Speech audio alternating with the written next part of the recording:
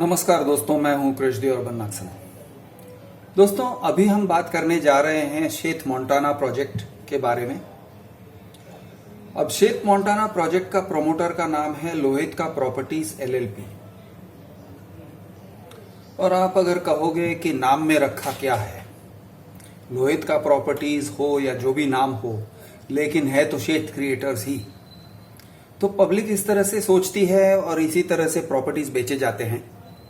लेकिन इसमें दिक्कत यह है दोस्तों कि बहुत सारे जो आपके राइट्स होते हैं वो ये कंपनी के नाम पर टिंगे हुए होते हैं और प्रोजेक्ट के नाम पर टिंगे हुए होते हैं। यानी आपने किस नाम से पेमेंट किया है, किस कंपनी के नाम से पेमेंट किया है, किस कंपनी ने आपको रिसीट इश्यू किया है, किस नाम से वो प्रॉपर्टी को डेवलप कर रहे हैं। आप सोचोगे ये सब यूजलेस है क्योंकि आप कहते हो ये सेम बिल्डर है। तो मैं दोस्तों आज आपको एक ऑर्डर दिखाने जा रहा हूं, रेरा का ऑर्डर है, जिसे मैं बहुत ही बकवास ऑर्डर समझता हूं। अजय मेहता ने पास किया है। अब अजय मेहता एक बहुत बड़े ब्यूरोक्रेट थे रेरा के चीफ बनने से पहले, लेकिन उन्होंने कुछ ऐसे ऑर्डर्स पास किए जो मैं समझता हूं कि आदमी सोच में पड़ जाएगा कि यार ये ऑर्डर गुड फेथ में पास किया है या नीयत खराब है।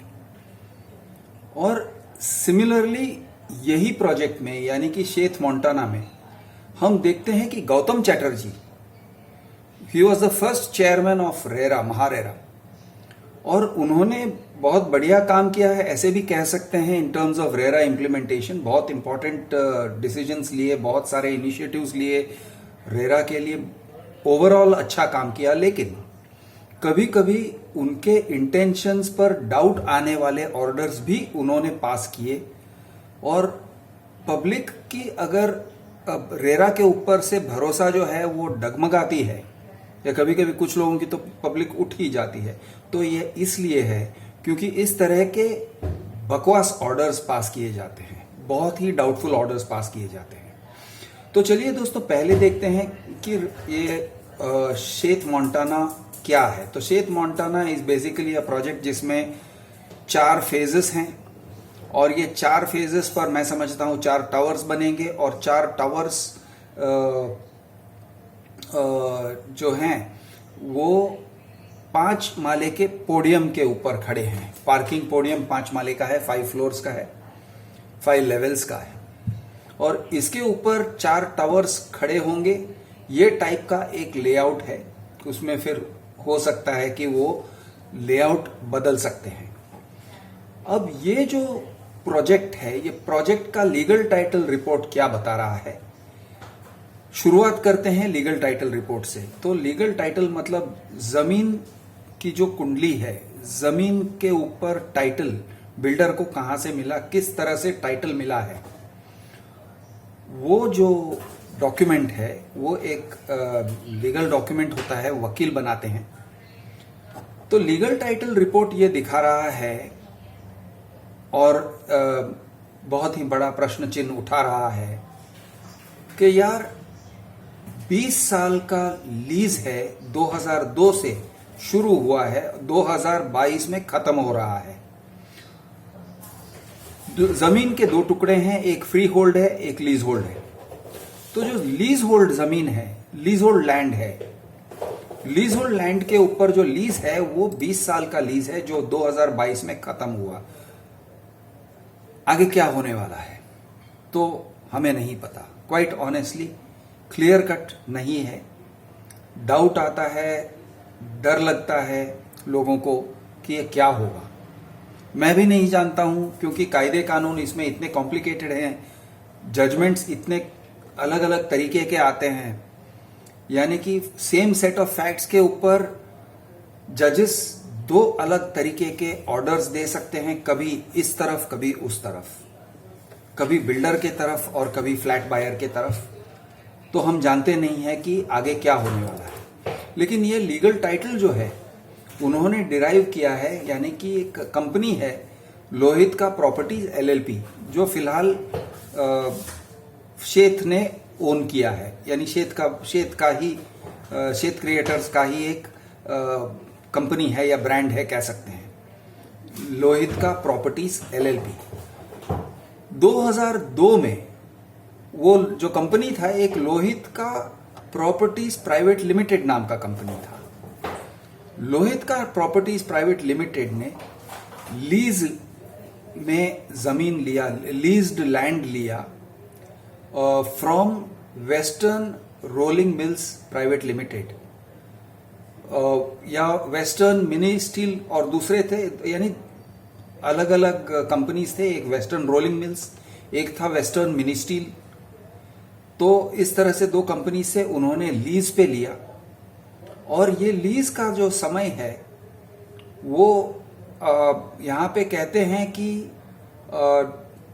1972 से शुरू हुआ था, और बाद में एक और एंट्री है जहां पर वो कह रहे हैं कि 2002 से 20 साल, और उसके बाद रिन्यूअल हो सकता है, यानी कि ऑलरेडी रिन्यू होते होते ही आया हुआ ये है, 20 साल का लीज है। तो डाउट ये आता है कि आगे 2022 के बाद क्या होगा, ये पहली बात है। इसको लेके वेस्टर्न रोलिंग मिल्स और शेत के बीच में सुप्रीम कोर्ट में एक केस भी था। वो केस के तहत कुछ मामला सेटल हुआ, उसके तहत उन्होंने एक और टाइटल रिपोर्ट भी निकाला, जिसे सप्लीमेंट्री टाइटल रिपोर्ट कहा गया। और सप्लीमेंट्री टाइटल रिपोर्ट में उन्होंने कहा कि थोड़ा सा जो राइट है, लोहित का एलएलपी का भी राइट है, तो इनका भी वेस्टर्न रोलिंग मिल्स का भी राइट है, लेकिन ओवरऑल वो कह रहे हैं कि वेस्टर्न रोलिंग मिल्स का राइट, यानी इट्स क्वाइट कॉम्प्लिकेटेड। शॉर्ट में कहूं तो बड़ा कॉम्प्लिकेटेड ऑर्डर है। अभी इसकी जो शुरुआत है, ये प्रोजेक्ट की शुरुआत करीब करीब मैं समझता हूं 2002 या 2003 या 5 या ऐसे इन अर्ली 2000s शुरू हुआ था। 2010 का एक केस है जिसके बारे में मैं अभी बात करने जा रहा हूं, और वो केस जो है बड़ा अजीब टाइप का ऑर्डर उस केस में मिला है फ्रॉम मिस्टर अजय मेहता। शुरू करता हूं यह कह के कि अजय मेहता ने किसी गलत इंटेंशन से ये ऑर्डर पास किया या नहीं किया, ये हम नहीं जानते हैं और हम इम्प्लाई नहीं कर रहे हैं, लेकिन ऑर्डर को देख के ये सोचना पड़ता है कि अजय मेहता क्या सोच रहे थे। और उन्हें जब एक क्वाजी जुडिशियल बॉडी का चेयरमैन बनाया गया है और उनको क्वाजी जुडिशियल ऑर्डर्स पास करने के लिए एक कॉम्पिटेंट अथॉरिटी का दर्जा दिया गया है, तो उसको उन्होंने किस तरह से निभाया सोचना पड़ता है। अब ये ऑर्डर आगे अपील में गया है या नहीं ये भी मैं नहीं जानता हूं। सितंबर 27, 2021 का ऑर्डर है, यानी कि 5-6 महीने हुए हैं। हो सकता है कि अपीलेट अथॉरिटी के सामने ये कंप्लेनेंट गया होगा और ये ऑर्डर ओवरटर्न भी हो सकता है, लेकिन फिलहाल जो ऑर्डर है उसे जरा देखते हैं। स्टोरी शुरू होता है 2010 से, क्योंकि ये कंप्लेनेंट जो है चरण त्रिंबक पाटिल, उन्होंने कंप्लेन किया है अगेंस्ट शेत डेवलपर्स प्राइवेट लिमिटेड, लोहित का प्रॉपर्टीज एलएलपी जिसको उन्होंने लोथिका प्रॉपर्टीज लिखा है, और जो भी उसके डायरेक्टर्स थे, जितेंद्र सेठ, वल्लभ सेठ, अश्विन सेठ, चिंतन अश्विन सेठ और मौलिक अश्विन सेठ, ये सभी लोगों का नाम डाल दिया है। रेस्पोंडेंट्स नंबर 1 to 8 बना डाला। अब रेस्पोंडेंट्स नंबर 1 to 8 बनाया है, तो रेस्पोंडेंट नंबर 1 का जवाब और रेस्पोंडेंट नंबर 8 का जवाब सेम नहीं हो सकता है।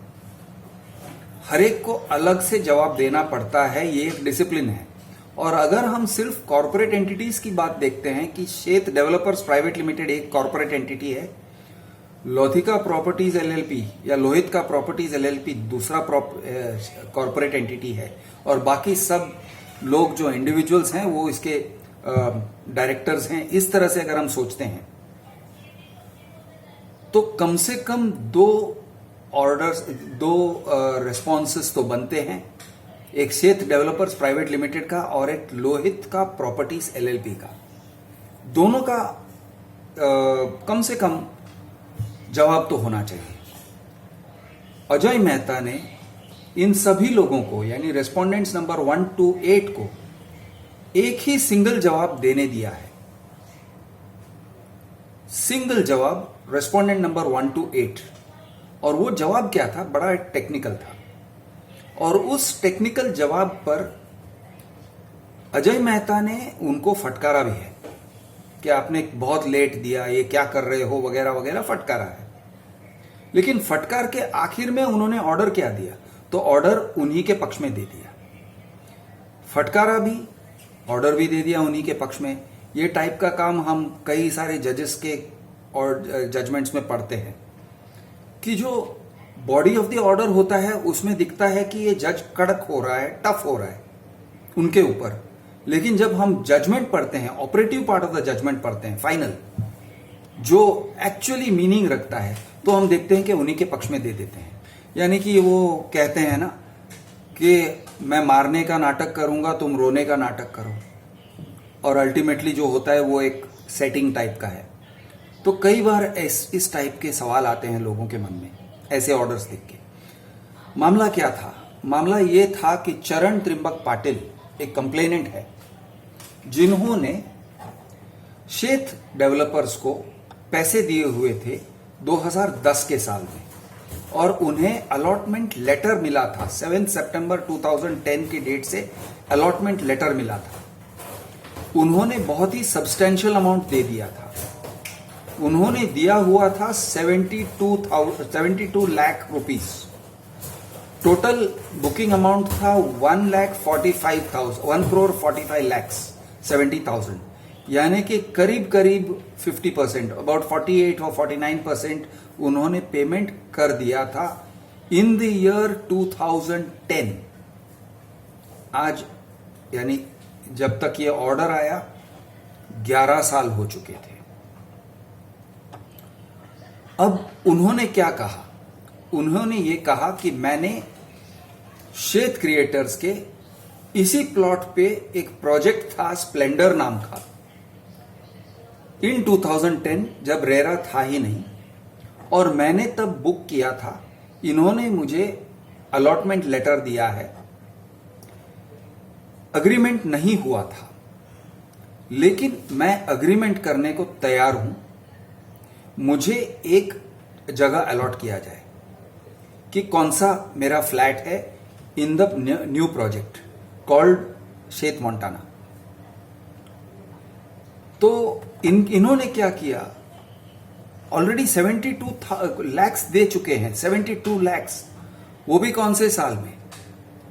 2010 में। अलॉटमेंट लेटर भी है शेथ क्रिएटर्स के। अब ये लोग क्या कहते हैं? अब ये लोग कहते हैं कि भाई ये जो प्रोजेक्ट है इसे हमने रजिस्टर किया हुआ है under the name of Lohit का प्रॉपर्टीज एलएलपी, और जो प्रोजेक्ट्स हैं उसका नाम है मोंटाना फेज 1 2 3 4, और आपका स्प्लेंडर नाम का जो प्रॉपर्टी है वो कहीं भी नहीं है। स्प्लेंडर नाम का प्रोजेक्ट का कोई अता पता नहीं है। मोंटाना फेज 3 में एक जियोना नाम का बिल्डिंग है, और जियोना नाम का जो बिल्डिंग है वो एक नया प्रोजेक्ट है, वो ऑनगोइंग प्रोजेक्ट नहीं है। उन्होंने रजिस्टर किया है as a new project with MahaRERA, not as ongoing project. इसका मतलब ये होता है कि आपका जो अलॉटमेंट लेटर है वो बेसिकली मीनिंगलेस हो जाता है। अब वो मीनिंगलेस कहते नहीं है, लेकिन वो कहते हैं, वो कुछ ऐसे कहते हैं कि इतने साल सितंबर 2010 से 2018 तक आपने कुछ नहीं किया, और आज आप आ रहे हो हमारे पास। अब उसका भी उन्होंने कोई ऑब्जेक्शन नहीं उठाया, यानी माफ कीजिए, स्टैच्यूट ऑफ लिमिटेशंस का ऑब्जेक्शन नहीं उठाया। रिस्पोंडेंट्स ने अलग अलग से जवाब भी नहीं दिए, उन्होंने सबने एक ही जवाब दिया, और वो भी एक ही जवाब कब दिया?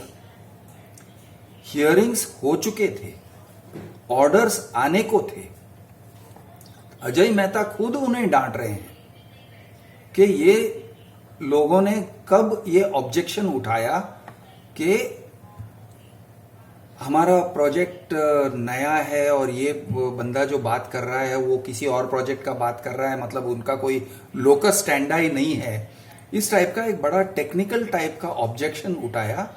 तो ये ऑब्जेक्शन कब उठाया उन्होंने? अजय मेहता कहते हैं उनके ऑर्डर में, Before going into the merits of the complaint, it is pertinent to note that respondents have filed an application dated 6th July 2021.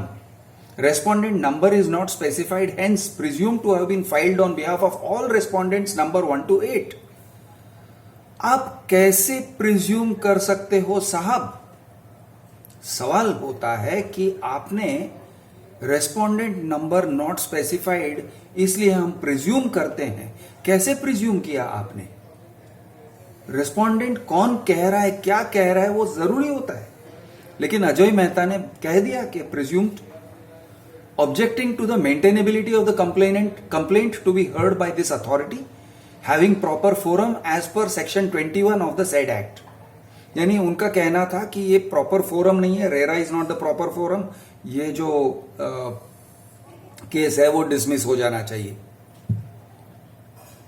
हो सकता है अगर सही तरीके से सबकी अगर सुनते। टाइटल जब आता है, बाय द वे मैं आपको पॉइंट आउट करना चाहता हूं, ये सभी फ्लैट बायर्स को मैं पॉइंट आउट करना चाहता हूं। टाइटल में रेरा ये टाइप का स्ट्रिक्टनेस नहीं दिखाता है। यानी कि कंपनी का नाम एक होता है, let us call it company A, और प्रोजेक्ट ओन करता है कंपनी बी, और किसी तरह से वो एक टाइटल कहेगा कि कंपनी ए और कंपनी बी ऑलमोस्ट सेम है और उनके नाम पे हम ये टाइटल है, लैंड टाइटल है, इसलिए वो बना सकते हैं। इस टाइप का बहुत ही लूज टाइटल सर्चेस मैंने देखे हैं। तो टाइटल में वो लोग स्ट्रिक्टनेस नहीं दिखाते हैं, लेकिन ये टाइप के पॉइंट पे आ जाते हैं ना, तो भाई स्ट्रिक्ट हो जाते हैं कि नहीं वो कंपनी अलग है, ये कंपनी अलग है, शेत क्रिएटर्स अलग है, शेत डेवलपर्स प्राइवेट लिमिटेड अलग है, लोहित का LLP properties LLP is a different company. ये क्या है? तो ये जो तो बहुत ही बकवास और आर्ग्यूमेंट था, पहली बात। लेकिन ये बकवास आर्ग्यूमेंट को भी अजय मेहता ने बहुत लूजली उन्हें आर्ग्यूमेंट करने दिया, विदाउट आस्किंग के रेस्पोंडेंट कौन सा रेस्पोंडेंट बोल रहे हो, नंबर 1 बोल रहे हैं या नंबर 8 बोल रहे हैं, क्योंकि बोलने के लिए भी वो अथॉरिटी होना चाहिए। तो बस एक presume to have been filed on behalf of all respondents, इस तरह का उन्होंने ऑर्डर पास कर दिया। अब यहां पे वो पहले इनको डांटते हैं, ये रेस्पोंडेंट्स ये बिल्डर्स को डांट रहे हैं। वो कह रहे हैं, in this regard it's important to note that the respondents have raised this issue of maintainability on 6th July 2021, which is at the very last moment when the last hearing on the matter was scheduled, that is on 7th July 2021. Further, on the date of hearing too, the respondents did not raise the objection of maintainability, and thus this issue is not dealt with by the authority. The authority has heard the captioned complaint at length and perused all the pleadings, and in the interest of justice has chose not to pass orders on the issue of maintainability. तो इस तरह से उन्होंने कह तो दिया, और ये भी कहा, the authority expresses displeasure on the behalf of the respondents as it appears that they have chosen to raise the issue of maintainability on 6th July 2021 when the case is almost on its last leg, वगैरह वगैरह उनको डांट रहे हैं। लेकिन डांटने के बाद उन्होंने जो ऑर्डर पास किया, मोर और लेस सेम वेग ग्राउंड्स पे ही उन्होंने डिस्पोज ऑफ कर दिया। तो वो क्या कह रहे हैं? It is pertinent to note that respondent number 1 had to abandon the construction of the building known as Splendour on account of the plot of land on which the aforesaid building was to be developed was reserved as forest land in or around the year 2005, which was challenged by Western Rolling Mills Private Limited before the Honorable Supreme Court, and the matter came to be decided on 30th January 2014, after which the development of the plot started afresh on a totally new layout plan put forth by the respondent number 5 herein. The complainant has not denied the fact of reserve forest land issue in his rejoinder and has acknowledged the same by stating that the said issues does not alter the relationship of him and respondent number 1 qua the development of the aforesaid building, whereby he was an allottee and respondent number 1 the promoter. अब ये जो है, this is the heart of the matter, that this man was the allottee and respondent number 1 which is Sheth is the promoter. ये सच है. चरण Trimbak Patil is the allottee. सच है, कोई oppose नहीं कर रहा है, ये लोग भी अपोज नहीं कर रहे हैं. फिर वो कहते हैं, secondly, the respondent number 5 have registered the caption project, namely for Montana phase 3. Vide an application dated 1/9/2018. The said project consists of a building named Giona and the proposed date of completion is 31/12/2023 and the said project is 31/12/2024. It is pertinent to note that the said project is registered as new project with MHRERA and not as ongoing project, which means that the captioned project had not commenced before RERA. अब ये कहकर उनका conclusion क्या है? तो उनका conclusion ये है, in the present case the letter of allotment is way back in September 2010, but the same does not evidently pertain to the captioned project of respondent number 5 herein. What about respondent number 1? What about Sheth Creators? तो ये कह रहे हैं, thus the complainant is not home buyer or allottee for the said project and thus has no locus to file any complaint before RERA for the said project. Thus the complaint is dismissed as the complainant has no locus standi in the said project registered with MHRERA bearing registration number P51800017754. This is the order effectively dismissed. I hope this order is overturned. यानी इससे बहुत ही clearly नजर आता है कि non application of mind तो हुआ ही हुआ है. खैर, देखते हैं क्या होता है. मैं हूं आपका दोस्त कृष द अर्बन नक्सल. जय हिंद, जय महाराष्ट्र, जय जवान, जय किसान.